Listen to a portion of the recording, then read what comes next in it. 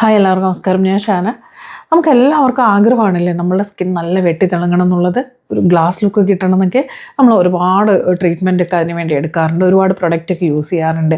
എങ്കിൽ പോലും നമുക്ക് വീട്ടിൽ തന്നെ വളരെ ഈസി ആയിട്ട് സിമ്പിളായിട്ട് അത്ര എക്സ്പെൻസ് ഒന്നും തന്നെ ഇല്ലാതെ നമുക്ക് സൂപ്പർബായിട്ട് നമ്മുടെ സ്കിന്നിനെ ഗ്ലാസ് ലുക്കിലേക്ക് കൊണ്ടുവരാൻ പറ്റും. എങ്ങനെയാണെന്നല്ലേ ഞാൻ പറഞ്ഞുതരാം.